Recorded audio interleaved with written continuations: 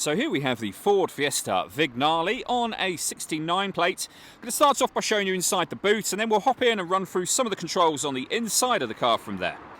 As we approach the back of the car, you can see we have reversing sensors, plenty of boot space as well, along with that 60/40 split folding rear seat should you wish to increase this space even further. Just briefly before we climb in this car, I think it's well worth seeing the interior from this exterior point of view. As it's the Vignale, we have these really nice leather seats, as you can see. There's plenty to run through on the dashboard as well. Okay, now that we're inside the car, we're going to start with the dials. Over on the left-hand side, we have the rev counter. We have the speedometer on the right-hand side. In the centre at the bottom, the coolant temperature gauge and fuel gauge. And below that, it will show you what gear this car is in. It's an automatic, so we, of course, are in park at the moment. Above that, we have the main trip computer, which includes the total miles for this car. They are 26,690. As you can see, we have a digital readout for the speedometer being displayed there at the moment. You can change that information. For example, you have a trip computer, vehicle settings, your telephone, audio and satellite navigation menus, and back around to the beginning again. And the buttons that I was using to do that are just here. Beneath that, we have stereo and phone controls. These stereo controls continue on the left-hand side, along with cruise control and speed limiter as well.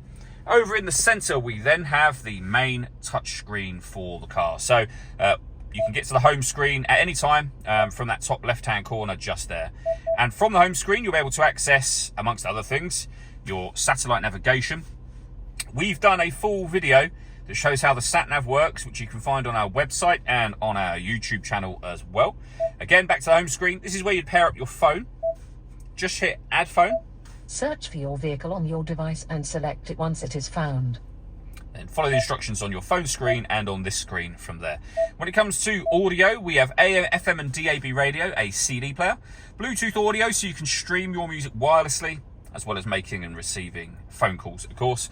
And this car has two separate USB inputs. So if you plug devices into those, they'll appear up here as further options for you. Working our way down with the main volume for the stereo, we then have climate control. So you can adjust the temperature, the direction you'd like the air to be distributed in, and of course the fan speed over here. When you're happy with those settings, the air conditioning is off at the moment.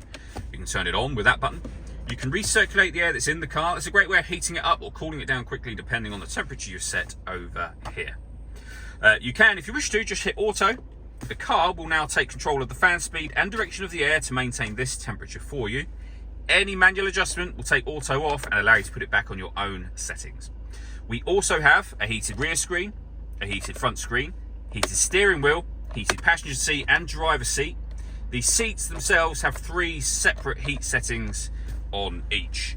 Below that we have a 12-volt charging socket, USB input, the gear lever for the fully automatic gearbox, and down here you can turn off your stop and start. This car is designed to cut out when it's stationary in traffic to save you fuel. The system's off when that light shows, and you can turn your traction control on and off from here as well. The last thing I wanted to talk about are the sunroofs. We have a front and rear one with manual blinds. The rear one is a fixed section of glass, whereas the front one you can open as a proper sliding sunroof should you wish to do that.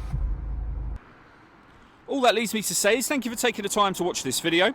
If you'd like to come and see this ULEZ compliant car for yourself and have a test drive, please feel free to call either of our MJA sites. We'd love to hear from you soon.